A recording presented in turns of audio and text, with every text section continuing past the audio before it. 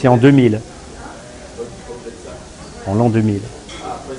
On s'attendait à ce que les ordinateurs s'arrêtent, que les avions tombent, et il n'est rien arrivé.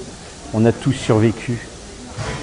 Et moi, en 2000, je suis tragiquement, désespérément, immensément tombé amoureux. Et j'ai tout quitté pour quelqu'un. Et j'étais pas addict, mais j'étais fumeur.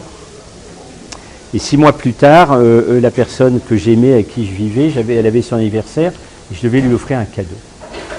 Et à l'âge où je l'ai rencontré, on avait 40 ans. Qu'est-ce qu'on offre à une femme de 40 ans? J'avais pas de quoi offrir un tailleur Chanel ou du Chaumet. Et elle avait tout, on a tout. Il fallait que je trouve quelque chose d'incroyable à offrir. Je parle d'addiction, ne vous inquiétez pas. Parce que j'ai déjà une addiction amoureuse, vous avez bien compris. Et donc je fumais, et elle était partie dans sa famille aux États-Unis pendant une semaine, et je suis resté seul à la maison. Et je fumais. Et un soir, je regardais la télé, je ne regarde jamais la télé. Et ce soir-là, je ne sais pas pourquoi, j'ai regardé la télé.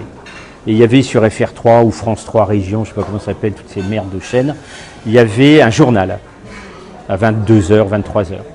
Et à la fin du journal, il y avait l'éphéméride avec la pétasse qui vient faire la météo avec ses trucs, ses machins, tout ça. Et qui dit demain c'est la Saint-Artempion, la Saint-Glinglin, la Saint-Démertois. Et elle a annoncé que le lendemain c'était le 7 août. Et que c'était je ne sais plus quelle fête. Et à ces mots 7 août, m'est revenu un souvenir absolument incroyable. Il y avait un homme qui s'appelait Jacques de Pindray, que personne ne connaît, qui a fondé l'une des plus grandes agences de pub.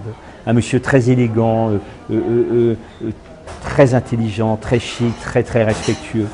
Et il s'est suicidé en se jetant de la tour Eiffel quelques années auparavant.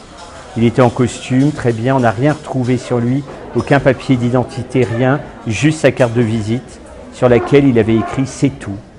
7 août, c'est tout. Et il s'est jeté. Et quand la femme a dit « demain c'est le 7 août », je me souviens, j'avais ma cigarette, elle allait être finie, et j'ai su que c'était tout.